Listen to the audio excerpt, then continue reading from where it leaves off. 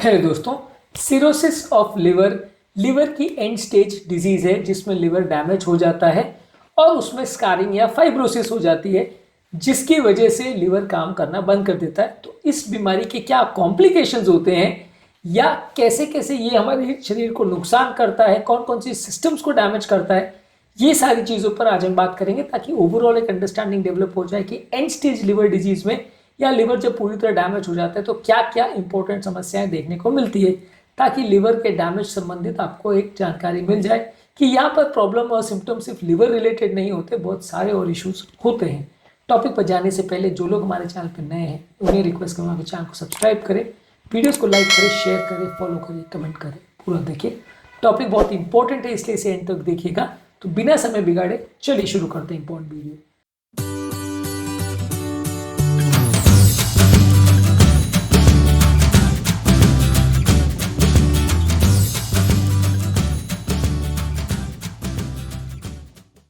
सबसे पहला complications cirrhosis पर जो हम बात करेंगे, सबसे पहले पेट से संबंधित क्या इश्यूज होते हैं, फिर दूसरे सिस्टम संबंधित क्या इश्यूज होती है, ये सारी चीज़ों पर हम बात करेंगे।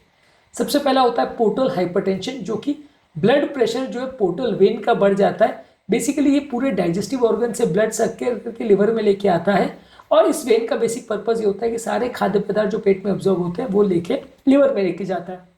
लेकिन जब लिवर डैमेज हो जाता है, वहाँ पे स्कारिंग हो जाती है, तो ये पोर्टल वेन में ब्लड सक जो होना चाहिए लिवर में वो नहीं हो पाता। इसकी वजह से बैक प्रेशर क्रिएट हो जाता है और ये बैक प्रेशर की वजह से पेट में पानी भरना चालू होता है, जिसे एसाइटिस बोलते हैं।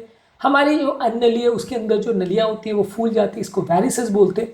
वहाँ पे कई बार नली फट जाती है तो उसमें ब्लीडिंग चालू हो जाती है, इसको वैरिसियल ब्लीडिंग बोलते हैं। तो सिरोसिस ऑफ लिवर का एक इंपॉर्टेंट कॉम्प्लिकेशन होता है वैरिसियल ब्लीडिंग, यानी हमारी अन्नली यानी ईसोफेगस के अंदर जो नलियाँ होती है, वेन्स होती है, वो फूल जाती है और फट के ब्लीडिंग करने लगती है, जिसमें सडन मृत्यु भी हो सकती है। इसके अलावा जो पेट में पानी बढ़ता है वो कई कारणों की वजह से बढ़ता है। तो ये बैक प्रेशर पोर्टल प्रेशर की वजह से बढ़ता है और बॉडी में प्रोटीन की कमी हो जाती है, कई बार बॉडी में इन्फेक्शन भी हो जाता है। पेट में जो पेरिटोनियम होता है उसमें सूजन हो जाती है, इसको एक्टिव पेरिटोनाइटिस बोलते हैं। ये सारी चीज़ों की वजह से पेट में पानी बढ़ता है, इसे एसाइटिस बोलते हैं। ये लिवर फेलियर का एक इंपॉर्टेंट साइन होता है, एंड स्टेज लिवर डिजीज में काफ़ी बार देखा जाता है। इसके अलावा होता है हिपैटिक एनकेफेलोपैथी, जिसमें हिपैटिक के जो टॉक्सिन्स होते हैं जिसको नॉर्मली लिवर क्लियर करता है, वो सारे टॉक्सिन्स ब्रेन में भर जाते हैं, जिसकी वजह से व्यक्ति को कन्फ्यूजन हो जाता है, वो प्रॉपरली सोच नहीं पाता, कॉन्सेंट्रेट नहीं कर पाता, कुछ रीजन नहीं कर पाता, उसका ओवरऑल ओरिएंटेशन जो है कॉम्प्रोमाइज हो जाता है, जिसकी वजह से वो कन्फ्यूजन स्टेट में चला जाता है, उसका स्लीप का पैटर्न कॉम्प्रोमाइज हो जाता है, उसको बहुत बार ज़्यादा नींद आने लगती है और कई बार वो या तो उसको बिल्कुल नींद नहीं आती है या बहुत ज़्यादा नींद आती है। तो ये सारे पैटर्न्स देखने को आपको मिलते हैं जो कि हिपैटिक एनकेफेलोपैथी यानी ब्रेन में टॉक्सिन्स के बढ़ जाने की वजह से ब्रेन में जो इश्यूज होते हैं उससे रिलेटेड होता है। जब ये बहुत खराब स्टेज में पहुंच जाता है तो व्यक्ति अनकॉन्शियस होकर कोमा में जा सकता है। एक होता है कोएगुलोपैथी, जो कि ब्लड के क्लॉटिंग फैक्टर्स का प्रॉब्लम है।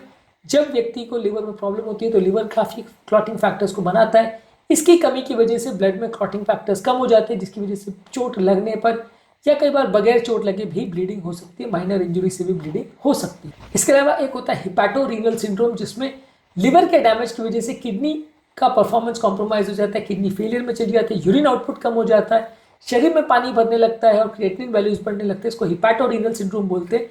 यानी लिवर फेलियर की वजह से, कुछ टॉक्सिन्स की वजह से, कुछ प्रेशर्स की वजह से किडनी फेलियर भी हो जाता है और ये एक इंपॉर्टेंट कारण होता है कि लिवर और किडनी दोनों एक साथ फेल हो जाती है।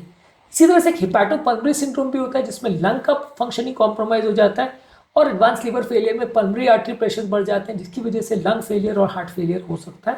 इसको हिपैटोपल्मोनरी सिंड्रोम बोलते हैं। यानी सिरोसिस ऑफ लिवर जो है वो ब्रेन को, हार्ट को, लिवर को, सब चीज़ों को अफेक्ट कर सकता है, लंग्स को अफेक्ट कर सकता है। ये सिर्फ ऐसा नहीं है कि लिवर तक इसकी बीमारी या प्रॉब्लम सीमित रहती है। इसके अलावा अगर एंड स्टेज लिवर डिजीज में पेशेंट चला जाता है तो उसको पेट में कैंसर डेवलप हो सकता है लिवर में, जिसकी वजह से लोगों को जॉन्डिस, पेट में दर्द और अनएक्सप्लेन्ड वेट लॉस होता है। ये एक बहुत ही डेंजरस बीमारी है और कई बार जानलेवा होती है। सही समय पर ट्रीट नहीं किया गया, लिवर को कट के अलग नहीं किया गया उस पोर्शन को, तो जानलेवा होता है बाकी किसी भी कैंसर की तरह। तो हेपाटोसेलुलर कार्सिनोमा एक बहुत डेंजरस इसमें स्टेज होता है। इसके अलावा पेट में कई बार इन्फेक्शन हो सकता है, जिसे स्पॉन्टेनियस बैक्टीरियल पेरिटोनाइटिस बोलते हैं, और कई बार पेट में इम्यूनिटी कॉम्प्रोमाइज होने की वजह से दूसरे इन्फेक्शन भी होते हैं। ये सारी चीज़ें जो है हमारी इम्यून सिस्टम की कॉम्प्रोमाइज़ की वजह से होती है, यानी लिवर सिस्टम कॉम्प्रोमाइज़ होने से हमारी ओवरऑल इम्यूनिटी कॉम्प्रोमाइज़ हो जाती है पेरिटोनियम में, यानी पेट की जो झिल्ली होती है उसमें, और बाकी सब जगहों में इन्फेक्शन का चांसेस बढ़ जाता है, जो कि जैसे जैसे बीमारी बढ़ती जाती है इसका रिस्क भी बढ़ जाता है। इसके अलावा लिवर डैमेज होने से व्यक्ति को माल नरिशमेंट होने लगता है, व्यक्ति का अनएक्सप्लेन वेट लॉस होने लगता है, मसल्स की पावर कम होने लगती है, विटामिन खासकर फैट सोल्यूबल विटामिन जो कि विटामिन ए, डी, ई और विटामिन के होता है, इसकी बॉडी में कमी देखने को मिलती है, क्योंकि ये फैट सोल्यूबल विटामिन ज़्यादातर लिवर में मेटाबोलाइज होती है और लिवर में स्टोरेज होता है, तो ये सारी चीज़ें कम पड़ने लगती हैं। इसके अलावा जब व्यक्ति बहुत ज़्यादा इनकेफ्लोपैथी में चला जाता है, ब्रेन में टॉक्सिन सडनली बहुत ज़्यादा बढ़ जाते हैं, तो व्यक्ति ऑल्टर्ड सेंसोरियम में जा सकता है, कोमा में जा सकता है और एक फ्लैपिंग ट्रेमर्स करके उसकी डेवलप हो जाती है, यानी कि हाथ को आप एक्सटेंड करोगे हाइपर तो कंटिन्यूस ऐसे फ्लैप करता है, तो इसको एस्ट्रोसिक्स बोलते हैं। ये एक इंपॉर्टेंट साइन होता है सिवियर हेपेटिक फेलियर, जब ब्रेन में उसके टॉक्सिन पहुंच जाते हैं तो। इसके अलावा एक पोर्टो पल्मोनरी सिंड्रोम होता है, जिसमें अगर पोर्टल हाइपरटेंशन व्यक्ति को हो किसी भी कारण से, तो उसके पल्मोनरी आर्टरीज यानी जो हार्ट से नली लंग्स में जाती है उसका प्रेशर बढ़ जाता है, तो उसे पोर्टो पल्मोनरी सिंड्रोम बोलते हैं। ये भी एक लिवर फेलियर का एंड स्टेज साइन है। इसके अलावा कुछ स्किन चेंजेस भी देखने को मिलते हैं, कई बार स्किन में हाथ की जो हथेलियां है वो लाल हो जाती है, इसको पाल्मर एरिथमा बोलते हैं, और स्किन में स्पाइडर एंजियोमा बोलते हैं, जो कि छोटी छोटी नलियों के गुच्छे बन जाते हैं जो कि स्पाइडर के शेप में होते हैं, ये कई बार बन जाते हैं, और ये भी एक इंपॉर्टेंट साइन होता है पोर्टल प्रेशर बढ़ने का या लिवर फेलियर के होने का। ये सारे जो प्रॉब्लम्स है ये लिवर के इंपॉर्टेंट प्रॉब्लम्स है, कॉम्प्लिकेशंस है। इसको मैनेज करने के लिए हम लिवर फेलियर को मैनेज करने के लिए दवाइयाँ देते हैं, पोर्टल प्रेशर को कम करने के लिए दवाई देते हैं, पेशेंट को लाइफस्टाइल मैनेजमेंट के बारे में ट्रेनिंग देते हैं, इस पर हमने ऑलरेडी अलग से वीडियोस किया है। पेशेंट की कंटिन्यूस मॉनिटरिंग करते हैं, कंटिन्यूस फॉलोअप करते हैं कि उसकी कंडीशन बिगड़ तो नहीं रही है। पर अगर सिरोसिस में पेशेंट एक बार चला गया तो इसमें बहुत सारे पेशेंट को लिवर ट्रांसप्लांटेशन की ज़रूरत पड़ती है, जिसमें लिवर को बदलना पड़ता है। अगर ऐसे पेशेंट को ट्रांसप्लांटेशन नहीं किया जाता तो काफ़ी पेशेंट जिसमें कई बार डिटोरेट होकर उनकी जान चली जाती है। तो लिवर फेलियर का एंड स्टेज जो होता है उसमें अगर पेशेंट दवा गोली से मैनेज नहीं हो पाता है तो ट्रांसप्लांटेशन की भी ज़रूरत पड़ सकती है। तो आज के टॉपिक में हमने बात करी सिरोसिस ऑफ लिवर के कॉम्प्लिकेशंस पर। इसके अलावा सिरोसिस ऑफ लिवर पर और भी हमने सारे वीडियोस किए, इसमें क्या खाना है क्या नहीं खाना है, क्या इसके इश्यूज होते हैं और क्या इसके प्रॉब्लम्स और होते हैं, या इसको कैसे मैनेज करना है, इस पर हमने अलग वीडियोस किए हैं। इन वीडियोस को भी ज़रूर चेकआउट करें। उम्मीद करूँगा कि आज के टॉपिक में कुछ नई बातें जानने को मिली होगी। जो लोग हमारे चैनल पर नए हैं उन्हें रिक्वेस्ट करूँगा कि चैनल को सब्सक्राइब करें, वीडियोज़ को लाइक करें, शेयर करें, फॉलो करें, कमेंट करें पूरा।